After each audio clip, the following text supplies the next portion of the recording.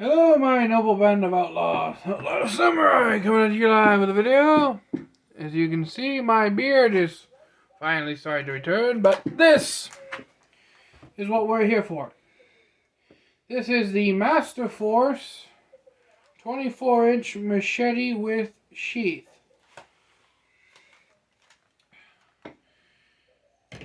Couple of little caveats.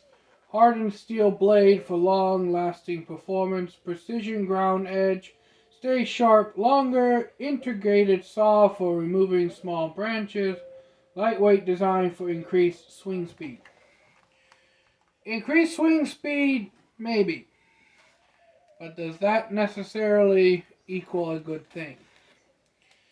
Because you need a certain amount of weight to make a chopping and slicing weapon, like a machete, work properly.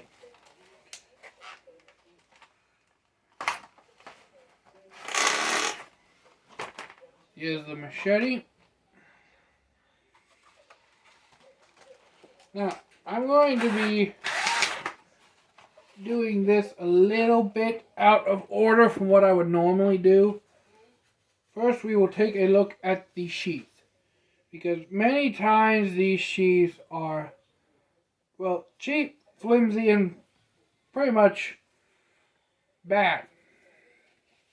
This machete costs around $24-ish at your local Menards.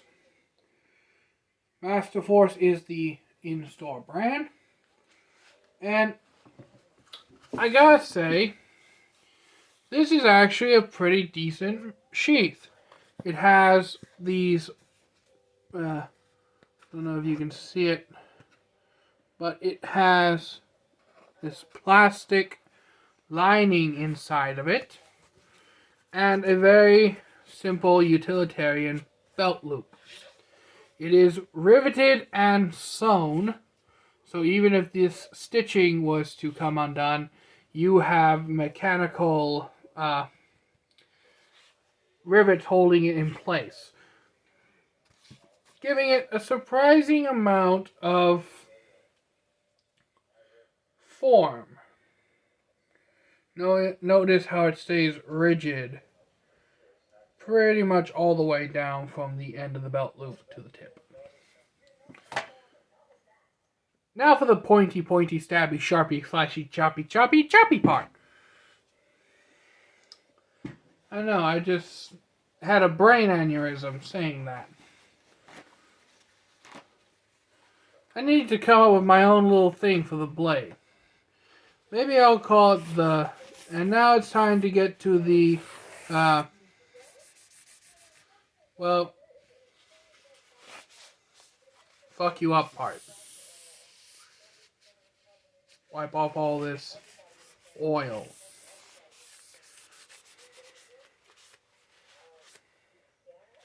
Oh, now this is an interesting tidbit I just found on the blade.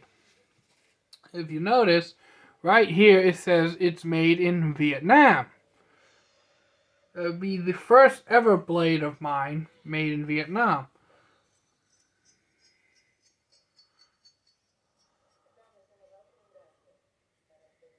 Okay.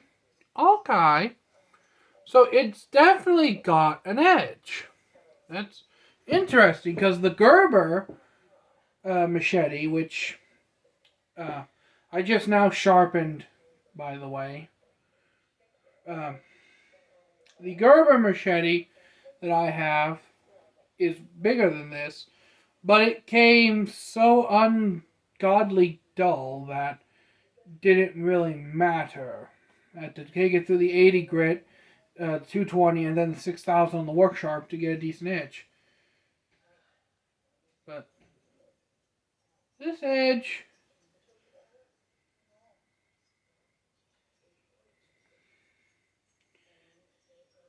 this edge feels acceptable.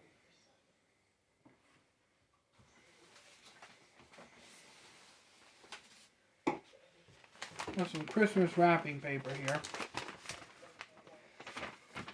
A sharp blade should be able to do this.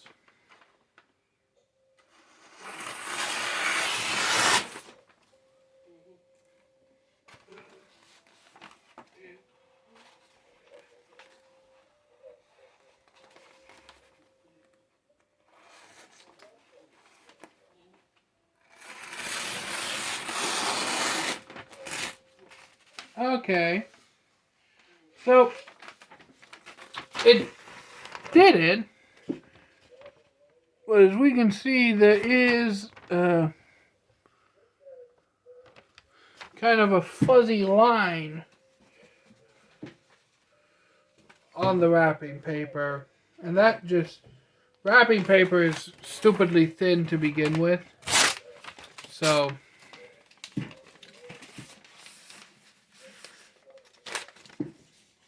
You basically do need a fairly sharp blade to cut through wrapping paper. In comparison, the Warrior O katana doing the same thing.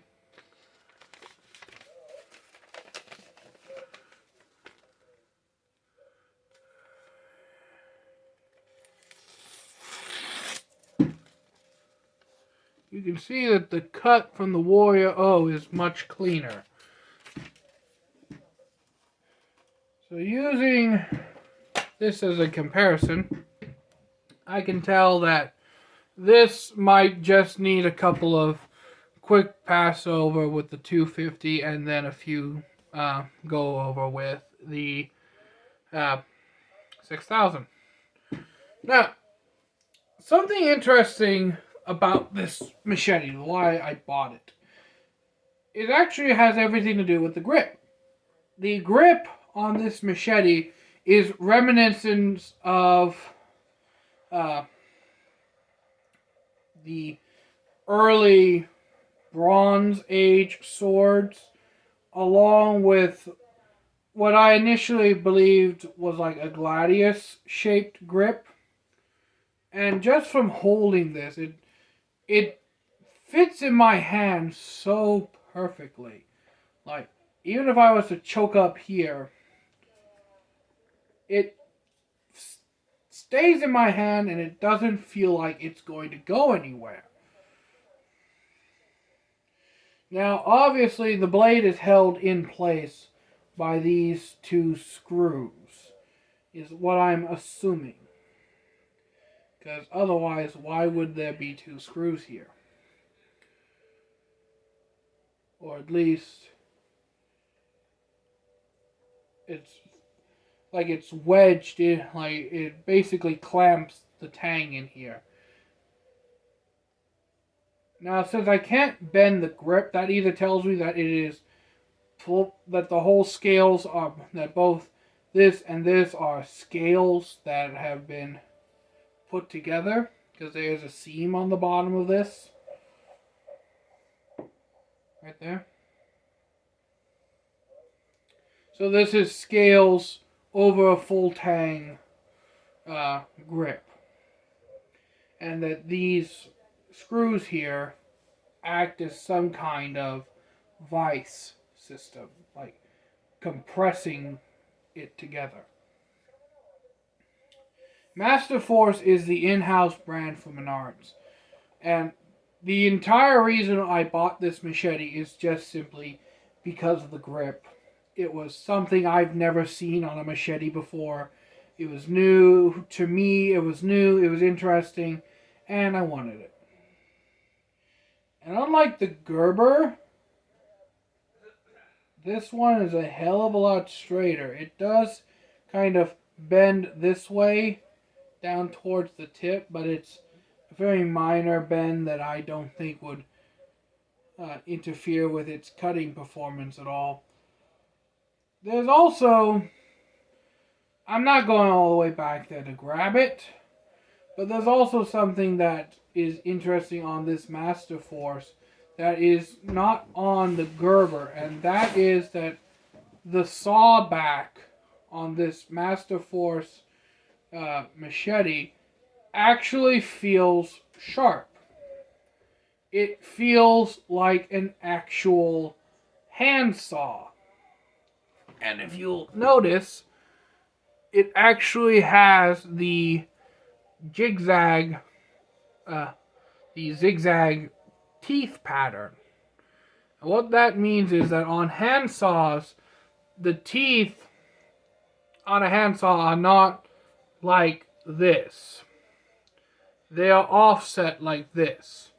And that is as you push and pull the saw through the wood, the teeth will grab the, well, not really sawdust, but the wood chips that come off from the cutting. The teeth will grab those wood chips and push them out either side as the saw cuts.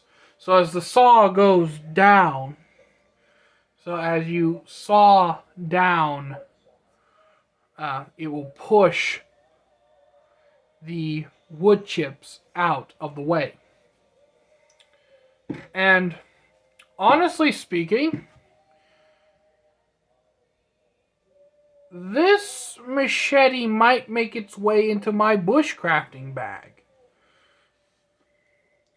And I guess I should clarify that my bug out bag is really more bushcrafter kind of thing than a survival thing. And there are a lot of pieces that I'm missing from that bag, and there's a lot of shit that I need to go through that bag and kind of reorganize. This may find its way into that bag just simply because of how good it feels. Now, I am going to have to do some kind of chopping test with this thing. And what I think I'm going to do is, because I have a sheet of plywood out in the garage that I was going to use for something, but now I think I'm going to kind of use that as like a testing medium for durability. Like, kind of like the Tactical Show's 10 chop test. Like, chop into it 10 times and see how much damage it does. Or, like, go down the road a bit to the empty field by my house, because there's an empty field down the road a little bit with a bunch of little sapling trees that I could take and whack this into and see how well it handles. No, I am not going to do any cutting videos down there because I'd have to clean up the bottles, and I don't feel like lugging the heavy bottles back, then lugging a trash bag full of bottles back down to my house to throw away. But here's the machete. Overall, I do believe this machete does have promise. Now, if any of you know why there's a hole in the blade right here, tell me in the comments, because I honestly would not know why there's a hole here. I may even put a clip point on this machete, like grind down this little lip here into a clip point so that the saw would have unimpeded movement, and I can get the full out of the saw. And because of how this saw is shaped, if any of you out there have any skills at sharpening hand saws, you may even be able to very easily sharpen this handsaw if it was to go dull. And what I mean by going dull is, as you use a handsaw, the wood will eventually push those teeth inwards. And to resharpen them, you have to push those teeth back out and then grind a flat edge on each side of the teeth. So basically you have a triangular cross section on each tooth with the edges going down the sides. I don't know any other way to explain it that makes sense. Oh. I may cover this in black electrical tape just because it is kind of my thing. The black electrical tape is kind of my standard for these kinds of grips because the rubber, it's got some friction. But yeah. So until next time, I don't want to make this too long because this is an unboxing video. And I'm trying to make these videos more clear and concise. So before I go, let's see sheath to blade fit.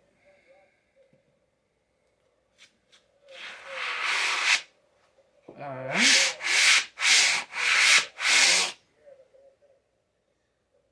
Alright. Okay, not bad. So I could definitely, if I had to just pull this out in an emergency, do it. But personally speaking, I would have liked to have seen an additional strap right here that would butt up against the grip with a clip that would hold the machete in place, because